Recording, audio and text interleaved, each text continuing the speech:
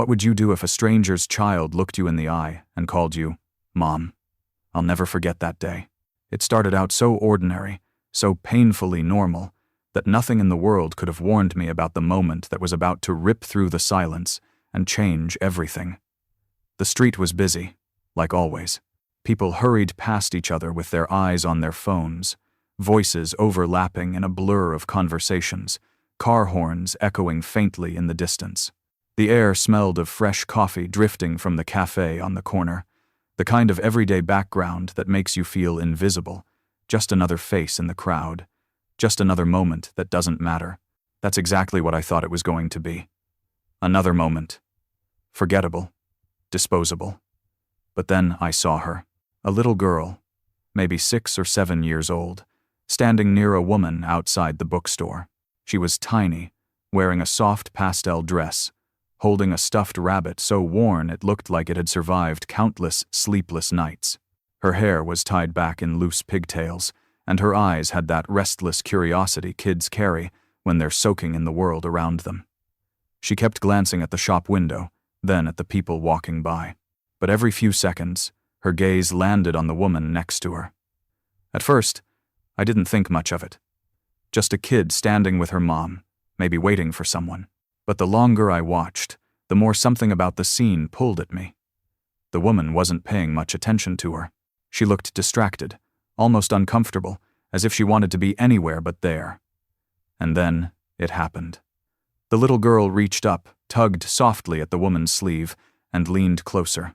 Her voice was so quiet, so fragile, that at first I thought I had imagined it. But no, I heard it.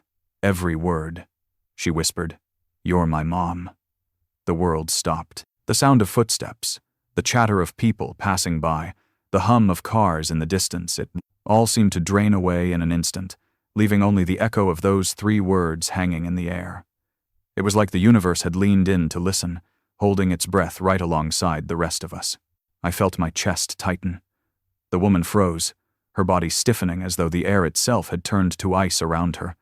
Her face drained of color, her lips parted like she wanted to speak, but no sound came out. For one impossible moment, she just stared down at the child, wide-eyed, trembling.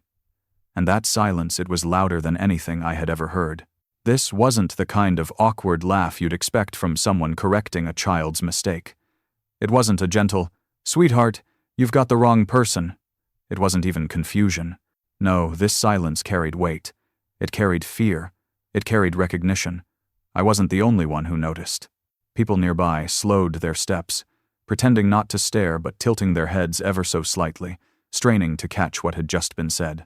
An older woman sitting near the cafe straightened in her chair, her eyes narrowing with curiosity. It was as if an invisible thread had connected all of us. Strangers bound together by a whisper none of us could unhear. The little girl looked up at the woman with steady, unblinking eyes. She hugged her stuffed rabbit tighter against her chest, as though it gave her courage, and then, with even more certainty than before, she repeated herself. "You're my mom." My heart pounded in my ears. There was something in her voice that didn't sound like a mistake. It wasn't playful. It wasn't random. It was conviction, raw, pure conviction. The kind of truth that can't be rehearsed, can't be faked. The woman trembled. Her hand gripped the strap of her handbag so tightly her knuckles turned white. She opened her mouth again, but still no words came. Only silence. And in that silence, the entire street seemed to lean closer, waiting. I felt torn between disbelief and something deeper, something I couldn't name. Could it be possible? Could a child truly recognize someone like that, out of nowhere, after years? Or was this just some strange misunderstanding that had landed like a grenade in the middle of an ordinary afternoon? The crowd's stillness pressed down on me. No one moved. No one dared to speak. We were all suspended in that fragile, impossible moment. The child tilted her head, her eyes shimmering with a mix of innocence and certainty, and I swear the weight of her gaze could have cut through stone. The woman's lips trembled. Her chest rose and fell in shallow, uneven breaths. Her silence screamed. And standing there, watching this unfold, I realized something terrifying. This wasn't just a child's mistake. This was something else. something buried, something dangerous. Why would a child claim a stranger as her mother? Her silence screamed louder than words. What was she hiding? Her silence screamed louder than words. What was she hiding? The moment hung heavy, like the air before a storm. The little girl's whisper, those impossible words, "You're my mom," still echoed through the silence, and every pair of eyes in that crowd seemed to lock on the woman standing before her. And what I saw on her face shook me to my core. She wasn't smiling. She wasn't laughing it off, brushing away the child's words like a silly mistake. No, her expression was frozen, her eyes wide, her lips trembling as though they had forgotten how to form words. Her body stiffened, her shoulders rigid, every inch of her screaming with tension she couldn't release. It was as if the whisper had cracked open something inside her. She reached up, almost unconsciously, her fingers brushing against the strap of her handbag, holding it so tightly that I thought the leather might split beneath her grip. Her chest rose and fell in shallow breaths, like she was trying to keep from drowning in the middle of that sidewalk. The silence stretched on, thick and unbearable. The girl's wide eyes never wavered. She stood there so steady, clutching her stuffed rabbit, waiting for an answer she seemed to know was coming. Her tiny hand rested against the woman's sleeve, grounding her to a truth too heavy for words. And then, I saw it. A tremor. Small, but undeniable. The woman's hands began to shake, her lips quivering as though she were caught in a war between confession and denial. She opened her mouth, and for a split second, I thought she was going to speak. I could almost hear the word forming, the truth trembling at the edge of her lips. But nothing came out, not a single word. She shut her mouth again, pressing her lips together tightly, as though locking the secret back inside her chest, where no one could reach it. Her silence was not confusion, it was recognition. It was fear. It was guilt. And the crowd knew it. Whispers spread like wildfire. I caught fragments as people leaned in closer, their voices sharp with shock, curiosity, and suspicion. "Did you hear what that child just said?" She called her mom. She froze. "Did you see her face?" The murmurs built, buzzing around us, pressing in on the woman until it looked like the weight of their voices might crush her. Still, she didn't move, didn't speak. She stood frozen, a statue carved from fear and memory, her silence screaming louder than words ever could. The little girl tugged at her sleeve again. Her voice was soft, steady, unshaken. "You're my mom." The woman flinched. Her eyes darted to the ground, then back to the child, then to the strangers who were now circling with their stares. Her breathing grew heavier, her trembling worse. She looked like she was seconds away from breaking, as though the truth she carried inside her had become too heavy to contain. I felt a chill ripple through me. This wasn't the silence of someone correcting a mistake.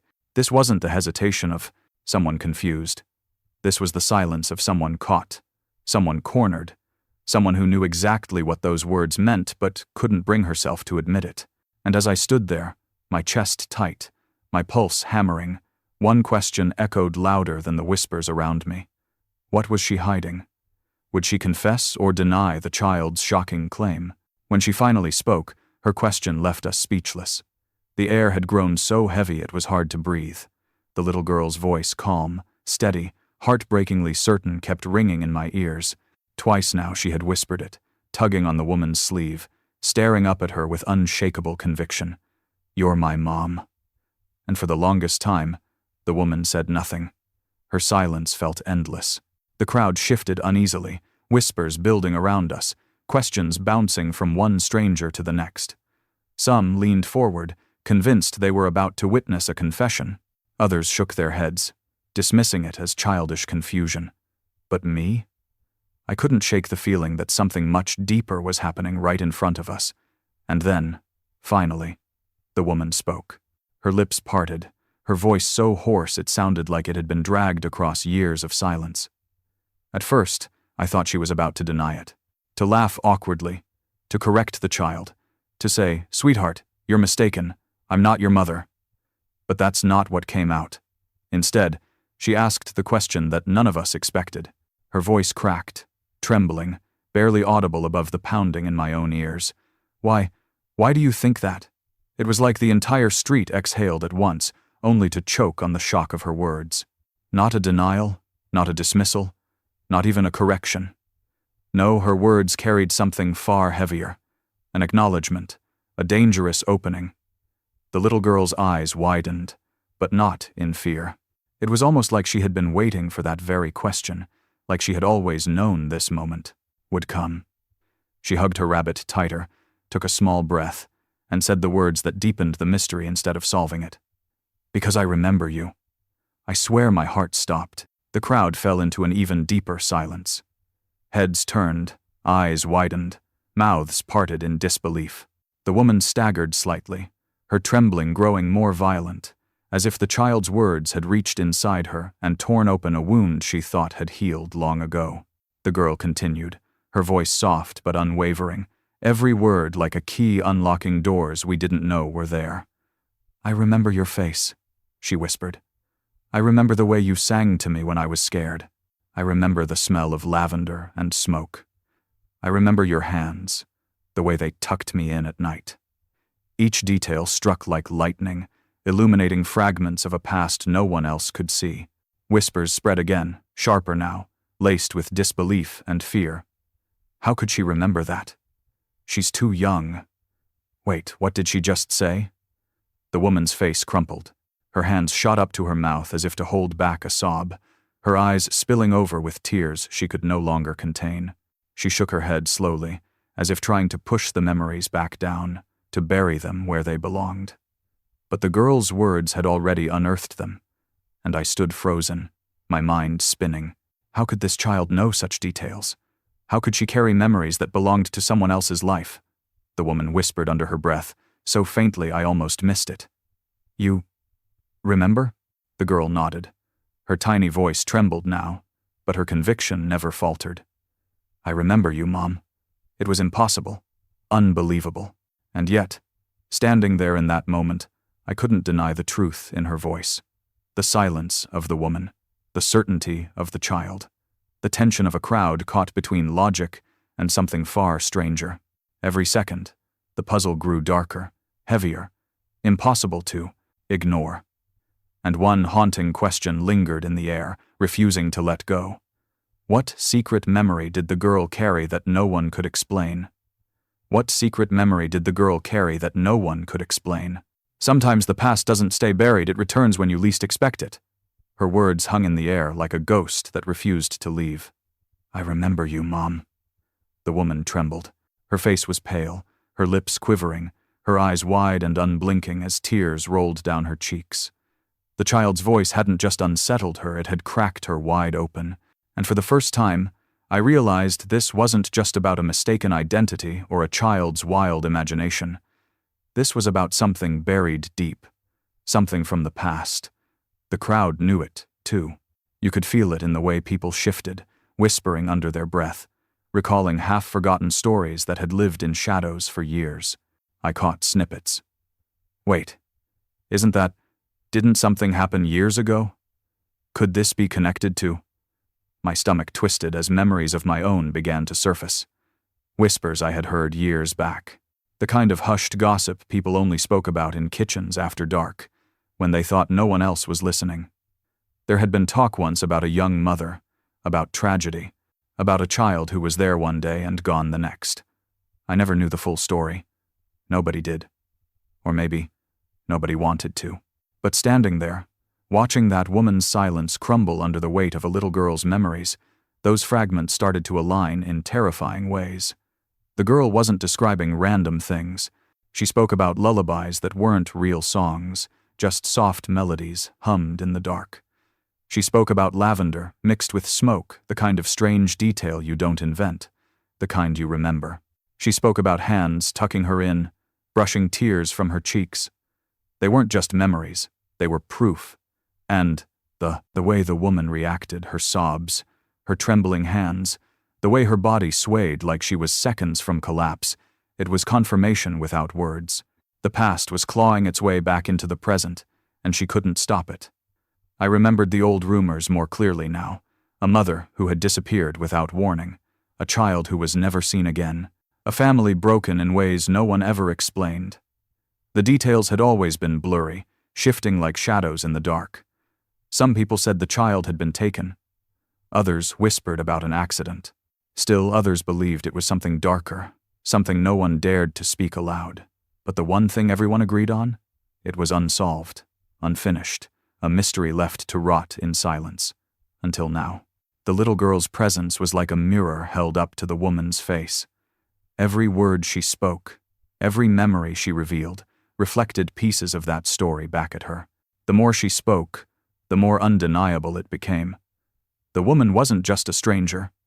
She was part of that past. The woman pressed her shaking hands to her face, muffling a sob that still broke through, raw and desperate. Her silence wasn't protecting her anymore, it was betraying her. The crowd didn't see confusion anymore. They saw guilt, recognition, fear. And me? I felt it deep in my chest. The realization that we weren't just standing in the middle of a strange coincidence. We were standing in the middle of a revelation years in the making, a secret clawing its way out of the grave. The past doesn't stay buried. It waits. It waits in silence, in whispers, in fragments of memory carried by children too young to understand. And when the moment comes, it resurfaces demanding to be seen. And that's exactly what was happening. But one question pressed harder than the rest, leaving me cold with dread. Was this little girl truly tied to the mystery we thought was long buried? Was this girl really tied to a mystery long buried? Every secret has a price, and this one cost a family everything. I could feel the moment shifting from shock to something heavier, the kind of heaviness that doesn't just hang in the air for a few seconds and then lift, but settles into people's shoulders and eyes and voices. Because the more the little girl spoke and the longer the woman said nothing, the more it became clear that we weren't just watching a strange misunderstanding on a busy sidewalk. We were standing inside the wreckage of a family we hadn't known was broken, a wreckage hidden so carefully that it looked like ordinary life, until the child peeled back a corner and let us see what had really been there all along. Whispers turned into names, scattered, uncertain at first, as if people were afraid to say them too loudly. But names have a way of opening doors when they're spoken, and soon the doors began to swing on creaking hinges. The name of a street on the far edge of town, where a small house once held way too much hope.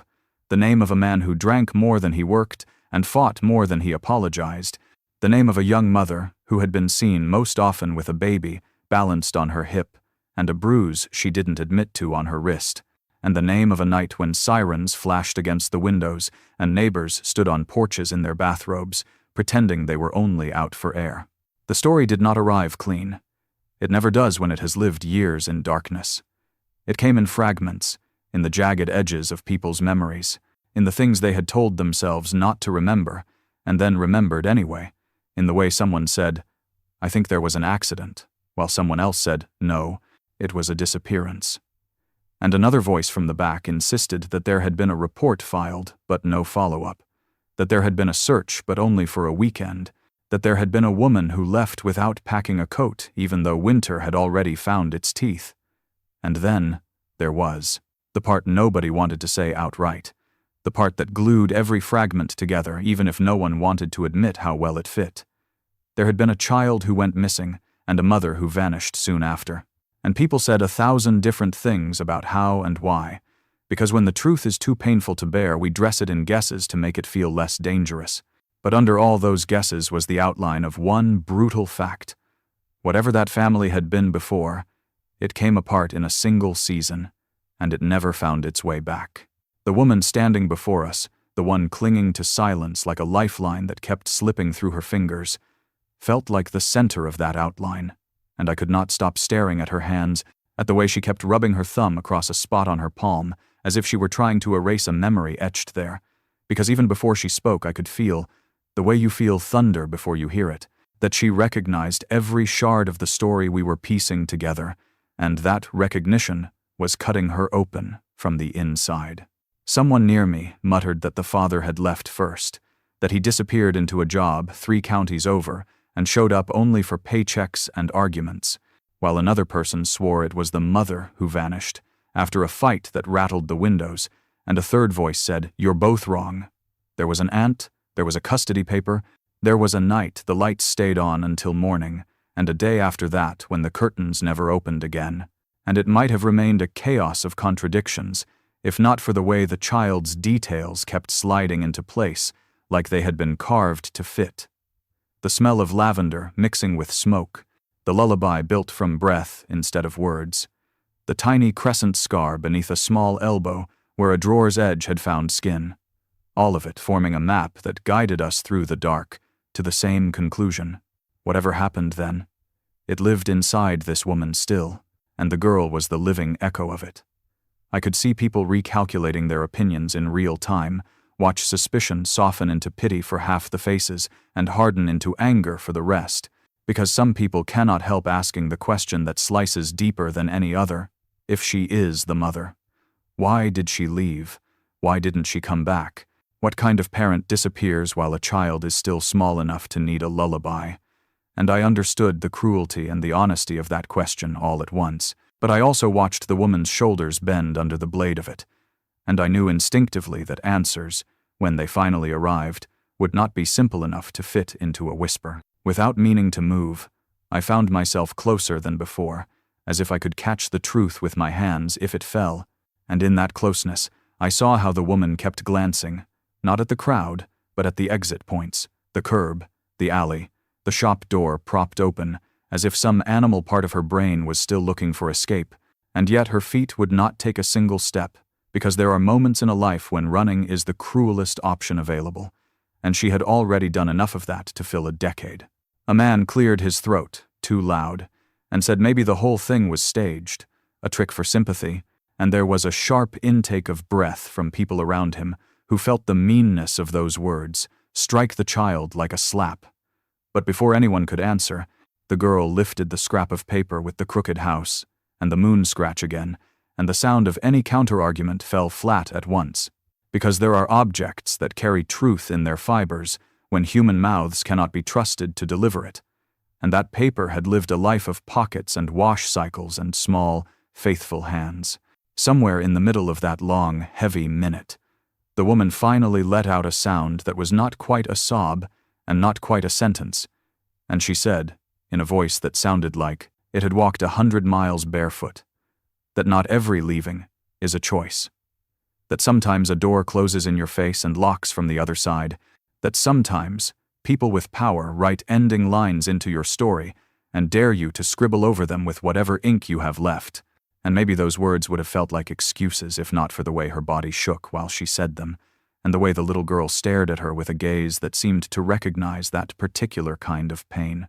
I thought of what it must cost a person to trade a real name for a new one, to move through cities with a different smile each time, to learn how to be invisible in daylight because memory becomes a huntress at night, and I found myself wondering whether the rumor about the aunt was true, whether there was paperwork buried in a drawer somewhere that turned a mother into a visitor and a visitor into a ghost, whether a signature written in a hurry under a buzzing fluorescent light could have bound a life tighter than any chain.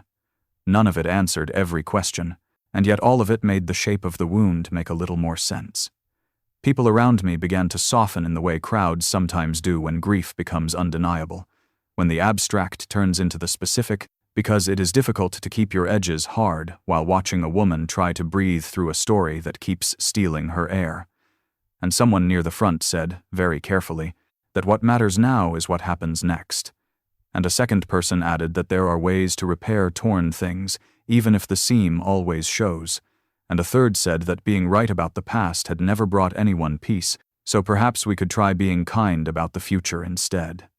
And still, even as sympathy expanded to fill the room where judgment had been, another question swelled alongside it, not as accusation but as awe, as dawning horror and hope all at once. Because if this truly was the mother who had been lost to wood-tated formant, rumor and time, and if this truly was the child who had vanished into a life no one could find, then what did that make this moment, except the collision of two timelines that had been forced apart, and what would it require of each of them to stitch those timelines into one thread again, without tearing the fabric even worse? The woman wiped her face with the back of her hand, an ordinary gesture that felt like a declaration, and when she finally looked directly at the girl, she did not say a name or a claim. She only breathed in, as if she were memorizing the child's outline, the exact slope of her cheek, and the stubborn set of her chin, because memory, when you have been starved of it, becomes a feast, and there was hunger in her gaze that made my throat ache.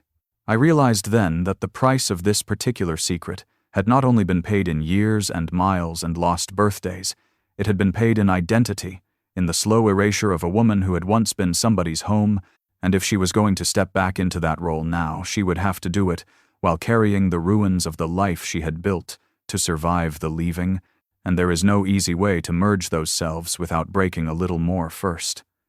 The child shifted closer, not much, just the length of a breath, and the movement felt like a bridge being lowered between two cliffs that had stared at each other for so long they had forgotten there could ever be a way across.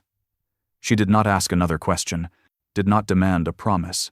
She only held out the crumpled drawing as if it were an invitation and a key, and in that small, brave offering, I could see a whole future asking to be chosen.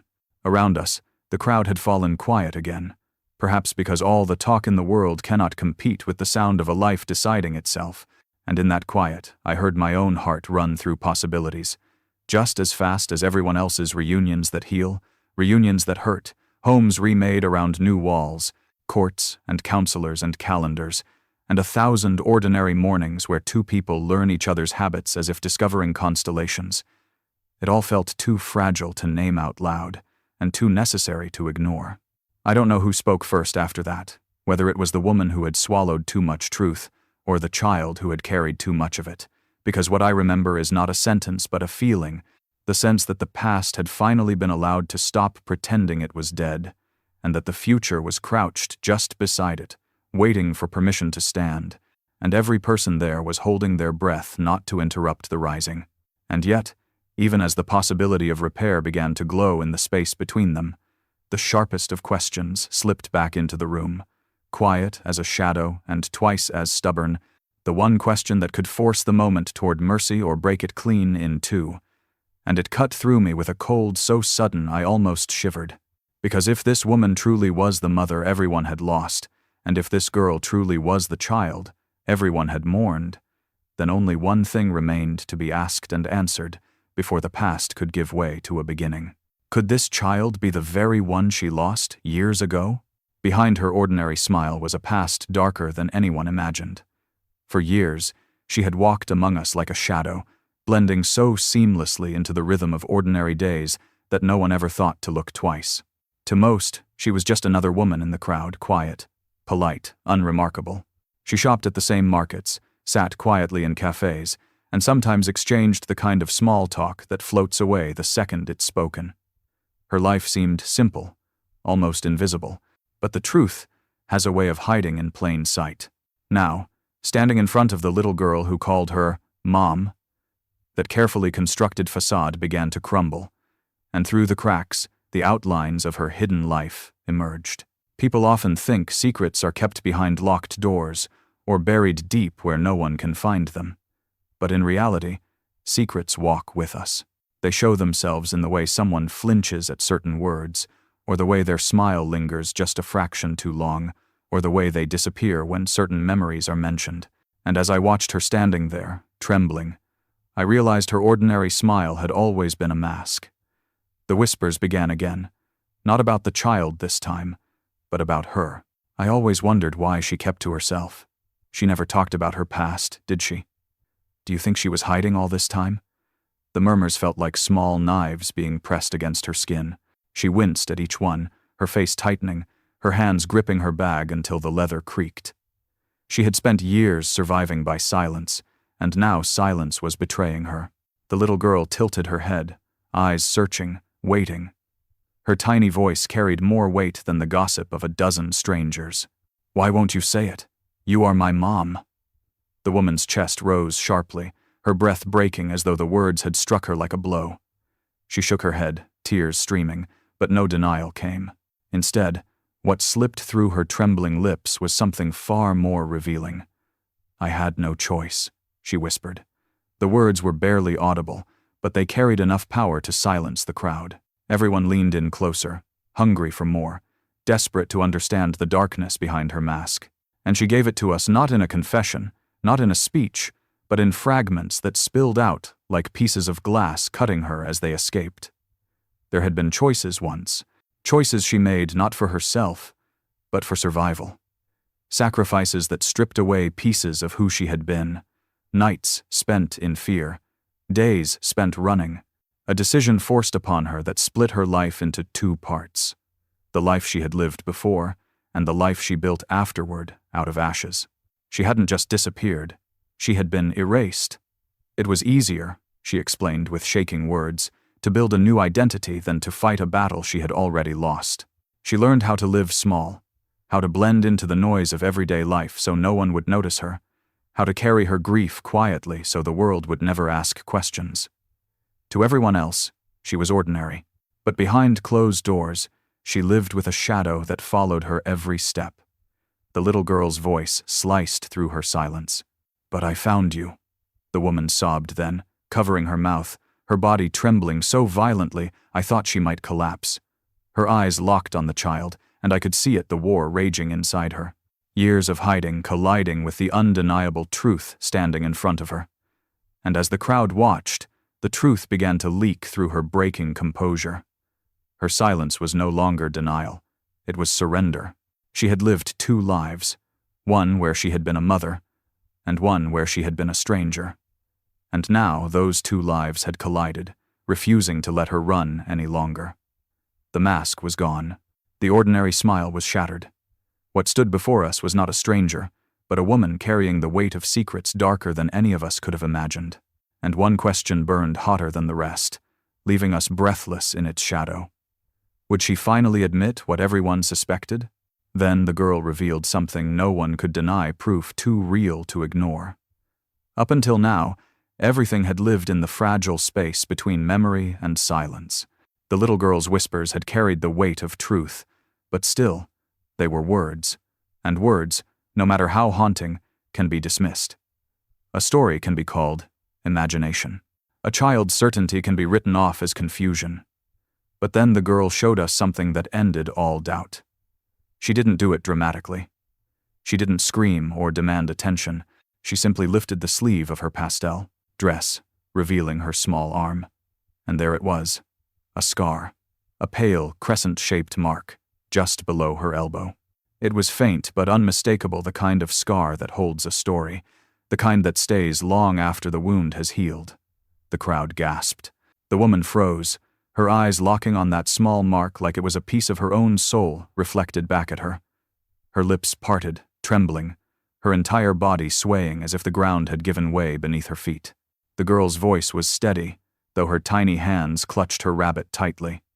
"You told me this scar was from when I fell in the kitchen. You said I was chasing a spoon, and I slipped, and it cut me here, and you held me, right there on the floor, singing until I stopped crying." Her words fell like stones into a silent pond, rippling out through all of us. The woman let out a sound that was part sob, part gasp. Her knees buckled slightly, and she grabbed the edge of the bookstore window for support. Her eyes filled with tears so fast they spilled freely down her cheeks, her body shaking as if she had been struck. She whispered it before she could stop herself. "I remember." The crowd erupted with whispers, gasps, even muffled cries. Some clutched their mouths, others shook their heads in disbelief. But no one could deny it anymore. Because scars don't lie. The girl wasn't finished. She tilted her head, her small voice trembling but determined. And then she began to hum. A simple tune, uneven, imperfect but hauntingly familiar. The lullaby, the same melody she had spoken about before. 4 notes rising like a question, 3 notes falling like a sigh. A song not from books or radios, but from the quiet moments only a mother and child share in the dark. The woman broke. Her hands shot up to her mouth as a sob tore out of her chest. She turned away, as if trying to hide, but it was too late. Everyone had heard the way her body betrayed her. She shook her head, whispering through tears, I sang that to her." The child's proof didn't just silence the crowd, it shattered every doubt. Even the skeptics, the ones who had muttered about mistakes and tricks, fell quiet. Because no child invents a scar's story so perfectly. No child hums a lullaby that only a mother could have created. No child clings to such intimate fragments without living them. The woman reached out, her trembling fingers hovering just above the scar on the child's arm, afraid to touch it, afraid to confirm what her heart already knew. And for a moment, the world itself seemed to pause. We weren't strangers anymore, watching a mystery unfold. We were witnesses to a truth too raw, too undeniable, to dismiss. The little girl had proven it. She wasn't just guessing. She wasn't mistaken. She belonged to her. And the only question left was whether the woman would finally stop running from that truth or collapse beneath it. Would this proof force the stranger to embrace her identity? The more we listened, the clearer it became this was about a mother who vanished years ago. The scar, the lullaby, the trembling confession slipping from the woman's lips. It should have been enough. And for some, it already was. The crowd had begun to shift, their whispers no longer rooted in skepticism but in recognition, as though each person there had just unlocked a memory they had once buried. And that's when the whispers changed. They weren't about this child anymore, not just about the scar or the lullaby. They became about her, the vanished mother. I heard it first from an older woman clutching her chest, her face pale as though she'd seen a ghost. "This isn't new," she murmured to the man beside her. "Don't you remember? Years ago, the woman who disappeared?" The man shook his head, confused. But I remembered. And judging by the look that spread across the faces of others in the crowd, I wasn't the only one. Long ago, this town had carried a story, one we told in hushed voices, one that had lived more like a rumor than a fact. A young mother who had vanished. No goodbyes, no explanations, just gone. Her child also gone. Some said it was an accident. Others whispered darker things, stories of betrayal, danger, choices too painful to name. Whatever the truth had been, time had smoothed it over into myth, a mother who vanished into the fog of memory, leaving behind only fragments of speculation. And now, here she was, standing in the flesh, trembling before a little girl who claimed her as Mom. The girl's insistence, the scar, the lullaby, the sketch of a house with 3 triangle windows, all of it suddenly aligned with that old story. This wasn't just a shocking moment. It was history clawing its way back into the present. The stranger's silence, her refusal to deny, her tears betraying her felt heavier now. Because it wasn't just about this little girl recognizing her. It was about an entire community realizing they might be staring at a ghost returned to life. "It's her," someone whispered behind me. "It has to be. The vanished mother." The woman flinched at the words. Her shoulders shook harder, her tears falling faster, her gaze darting like a trapped animal's. She wanted to run. I could see it in every line of her body. But where could she go now? The truth was circling her like fire. The little girl, unaware of the storm her whispers had unleashed, only stood taller in her conviction. She held out her scarred arm again, as though daring anyone to deny it. She hummed the lullaby louder this time, her small voice cutting through the crowd's murmurs. And the more she insisted, the harder it became for anyone to cling to disbelief. Because this wasn't just a story anymore. It was a resurrection. The whispers grew louder, building into a chorus of fear and awe. I caught fragments. She was dead. No, she ran away. Then where was the child all these years? If this is her, why now? Each question was a knife twisting deeper into the woman's silence. Her face crumpled under the weight of them, her hands trembling violently as she pressed them to her chest. She tried to speak. I could see it in the way her lips moved without sound, but her voice betrayed her. Nothing came out except a choked sob. And that silence was louder than any confession. Because if this wasn't her, if she wasn't the vanished mother, then why didn't she deny it?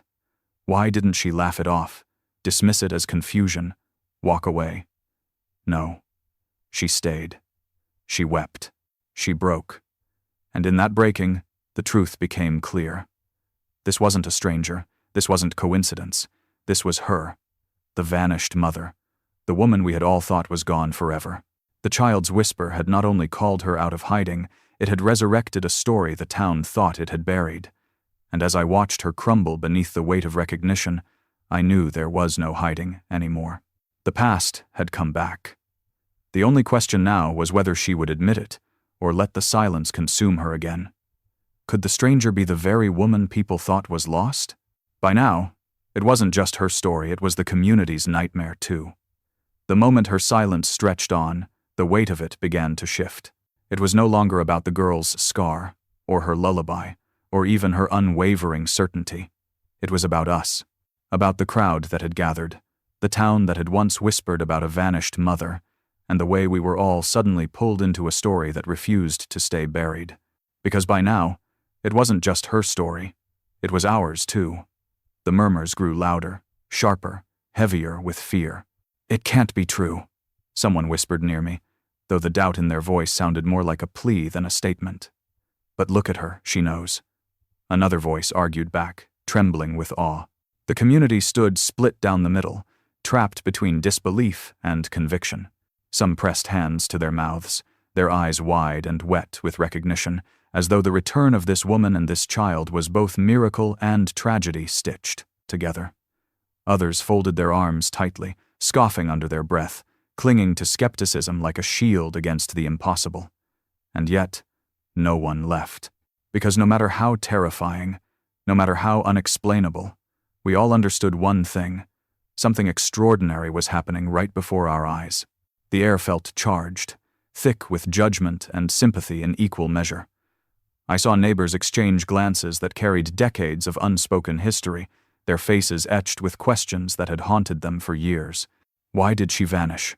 Their eyes seemed to ask. Why didn't she come back? And now, the most haunting question of all, if this really is her child, who was she with all this time?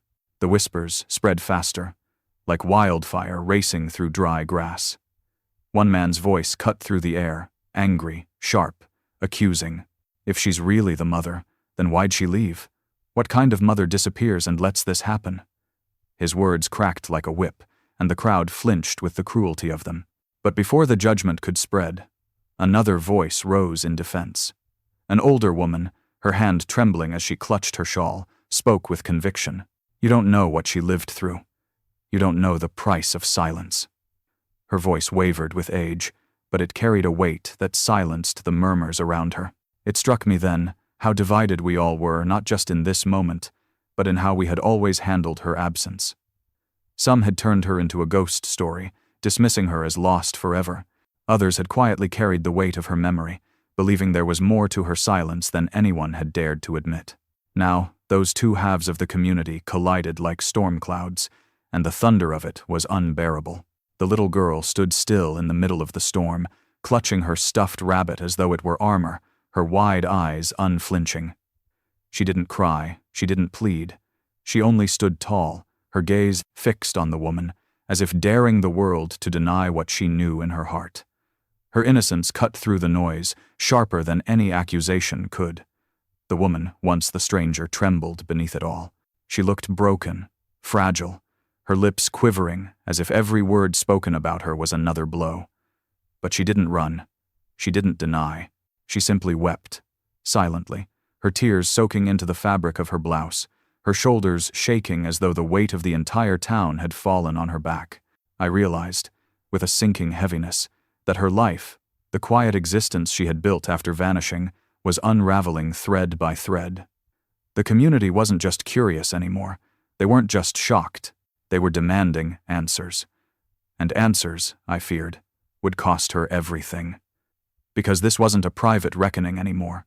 It was a trial, not in a courtroom, but in the court of public opinion.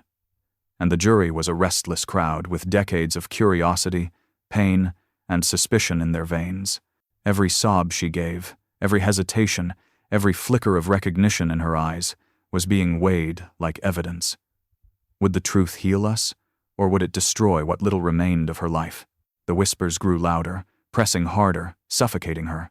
I heard snippets that cut like knives. She abandoned her child. She was taken. She ran. She's lying. She's broken. And yet, beneath the noise, there was another sound. Softer, gentler.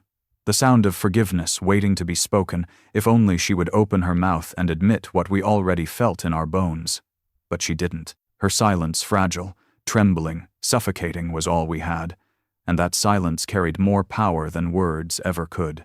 And as I looked at her, at the child clutching her hand, at the community divided around us, I knew this story was no longer about one vanished woman.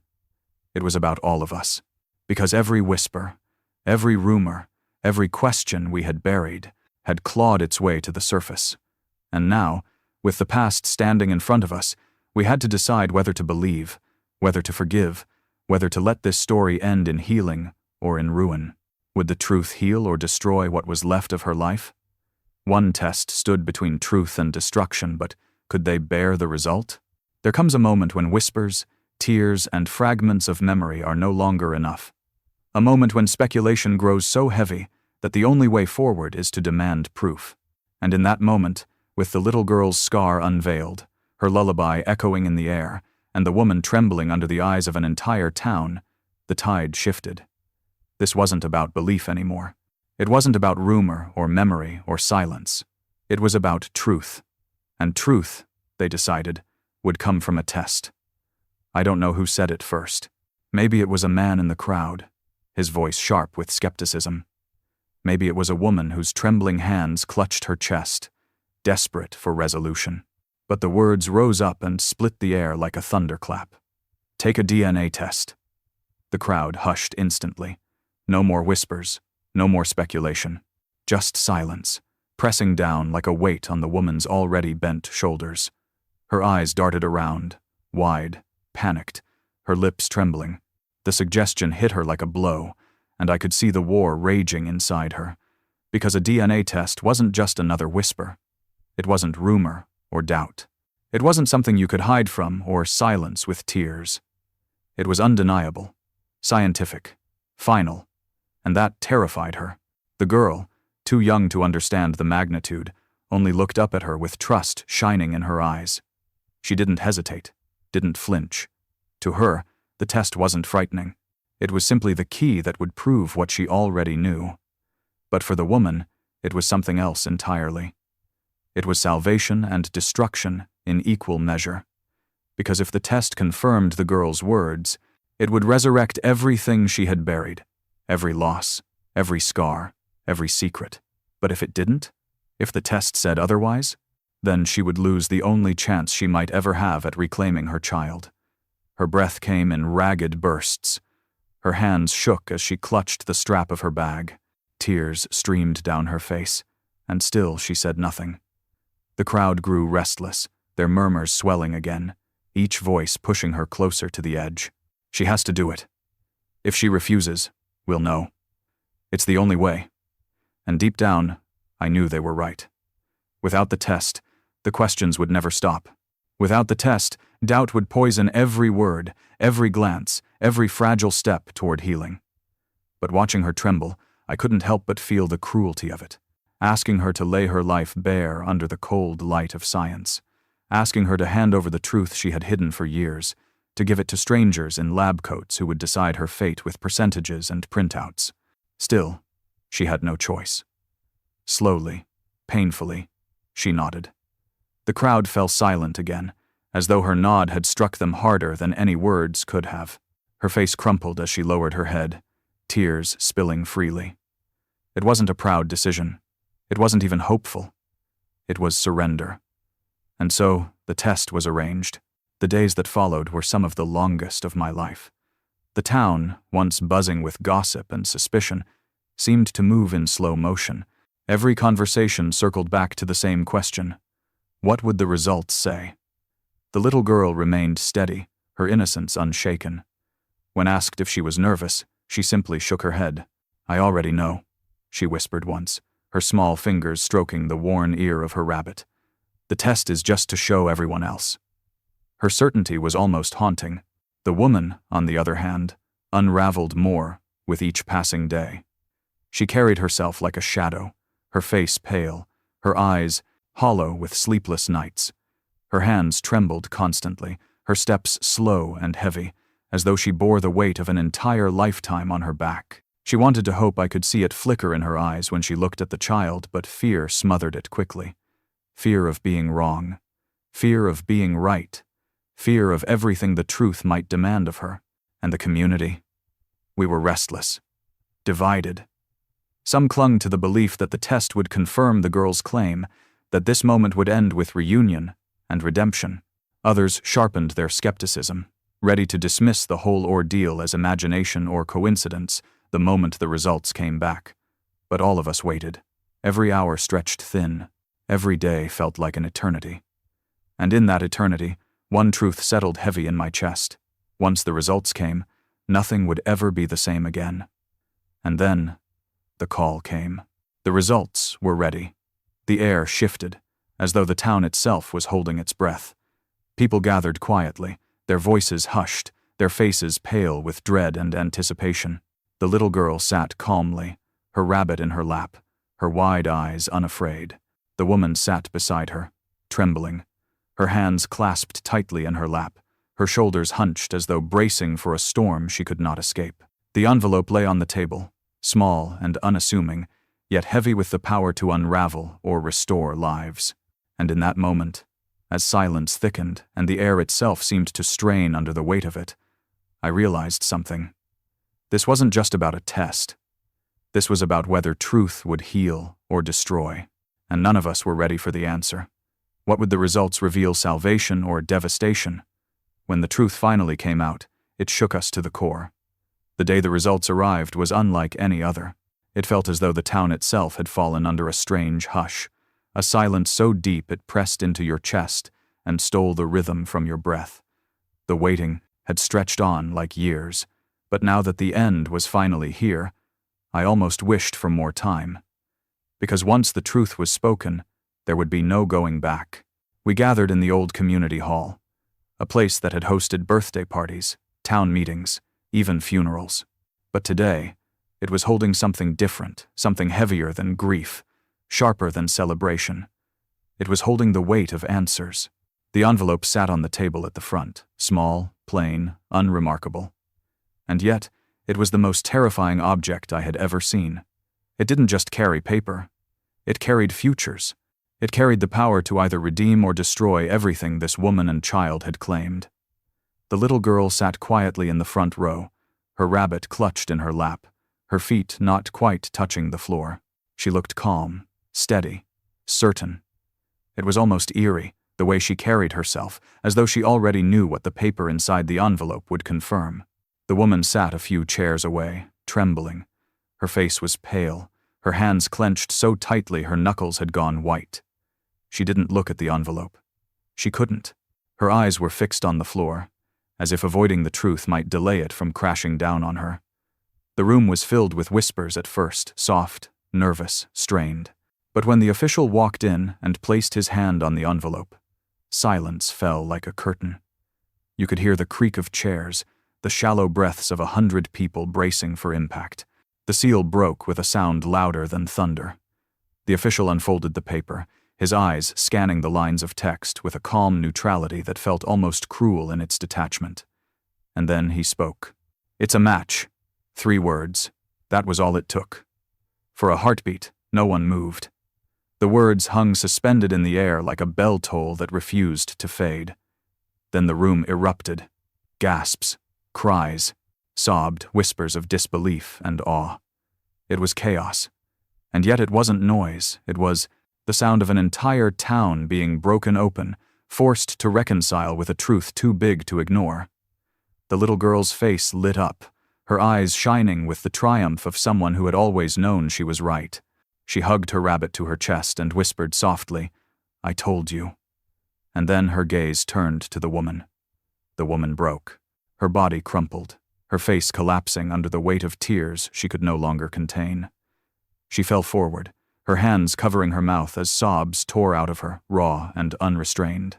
She reached out blindly, and the child rushed into her arms, burying herself against the trembling figure of the woman who was no longer a stranger.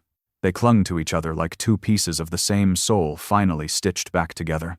Their sobs blended, not neat or graceful, but desperate and fierce. The kind of embrace that comes when you've been lost too long and finally found your way home. The crowd watched, their own tears spilling freely. Some wept openly, shoulders shaking. Others pressed hands to their mouths, their eyes wide, stunned by the enormity of what they had just witnessed. Even those who had doubted, who had clung to skepticism until the very last second, could no longer deny it. The truth had spoken, and it had shaken us all. But with the truth came more than relief. It brought questions. Because if this child really was hers, if this was the vanished mother returned to life, then where had they been all these years? Who had taken the girl? Why had the woman disappeared? Why had silence been chosen over reunion? The test had answered one question, but it had opened 1,000 more. The woman lifted her face, her eyes red and swollen, her cheeks streaked with tears. There was love in her gaze, love so raw it made my chest ache. But there was also torment. Years had been stolen, years that could never be returned. And though the test had proven their bond, it couldn't erase the scars left by time, by absence, by secrets still unspoken. The crowd shifted, restless now. Some voices whispered prayers of gratitude, relief filling their words. Others murmured darker thoughts, suspicions rising again like shadows. Where was she? Why didn't she come back sooner? Who's to blame for all those lost years? The reunion was real, but so were the fractures it revealed. I stood there, shaken to my core, realizing the enormity of what I had just witnessed. Because this wasn't just about a mother and her child. This was about the way truth refuses to stay buried. About the way secrets eventually claw their way back into the light, no matter how deep we push them down. And as the woman held her child, tears streaming down her face, I couldn't help but wonder, what would this truth demand next? Because truth is never the end. It's only the beginning. How would life change now that the truth was undeniable? What began as a whisper ended as a new beginning. Even now, when I close my eyes, I can still hear it. The sound that changed everything. It wasn't a scream. It wasn't a shout. It wasn't some thunderous declaration that shook the earth beneath us. It was just a whisper. You're my mom. Simple, fragile, so soft it could have been drowned out by a passing car or the rattle of dishes from the cafe. And yet, that whisper carried more power than any roar. It carried the weight of years, of silence, of love that refused to die. That whisper pulled an entire town into its orbit. It resurrected ghosts we thought had vanished. It forced secrets into the light. And in the end, it gave birth to a truth that no test, no rumor, no silence could ever erase. What began as a whisper became a reckoning. And then, slowly, painfully, it became a beginning. In the days that followed the DNA test, the air around us felt different. The weight of anticipation was gone, replaced by something both heavier and lighter at once. Heavier because now the truth was undeniable. There was no going back to silence, no pretending this story was anything less than extraordinary. But lighter too, because the truth had set them free. The little girl and her mother, the stranger, no longer began the fragile process of rebuilding what had been lost. It wasn't easy. How could it be? Years had been stolen. Moments that should have been theirs had been swallowed by absence. And yet, I saw it in the small ways. The way the girl clung to her mother's hand, unwilling to let go even for a moment. The way the woman studied her child's face with a mixture of wonder and sorrow, as if trying to memorize features she should have watched grow over the years. The way laughter sometimes bubbled between them, awkward at first, then freer, brighter, like two broken pieces realizing they still fit. It wasn't perfect. There were tears, too. Nights when the little girl cried, afraid her mother might vanish again. Days when the woman broke down, overwhelmed by guilt and the crushing ache of all the years she had missed. But still they had each other, and that was enough to begin. For me, standing on the edge of their story, it felt like witnessing the impossible made real. I had been there from the start, from the whisper that froze us all in place to the silence that screamed louder than words. I had watched suspicion grow, secrets unravel, and truth demand its place in the light. And now, I watched something even more powerful. Healing. Because healing isn't loud, it doesn't come all at once, it comes in whispers just like the one that began it all. The town changed too. People who had once clung to skepticism found themselves quieted, humbled by the truth. Those who had judged her harshly carried the weight of regret. and those who had always believed felt a fragile kind of vindication, though even they knew the truth was bigger than any of us could fully grasp. We all learned something that day, that sometimes the past doesn't stay buried, that sometimes secrets come back, not to haunt us, but to heal us, that sometimes the smallest voices carry the loudest truths. As for the whisper itself, those 3 little words, it became more than just a question, more than just a plea. It became fate. It became the thread that stitched a broken story back together. It became the beginning of a new chapter neither of them had dared to dream was possible. And as I think back to that moment, the child tugging on a stranger's sleeve, whispering words that silenced an entire street, I realize something I'll never forget. Sometimes, the most powerful truths don't come in the form of evidence or tests or confessions. Sometimes they arrive quietly, disguised as a whisper, waiting for someone brave enough to listen. That whisper was not just words. It was destiny. It was the beginning. What began as a whisper ended as a reunion, a healing, a second chance, a story of love stronger than silence, stronger than time, stronger than secrets. And though their road ahead would not be easy, it would be theirs. And it all began with a whisper. If this story touched your heart, don't just let it end here. Tell me in the comments, what would you have done if you were in her place? Hit the like button if you felt the emotion, and subscribe so you never miss more stories that reveal the hidden power of truth and love. And remember, sometimes the quietest voices carry the strongest echoes.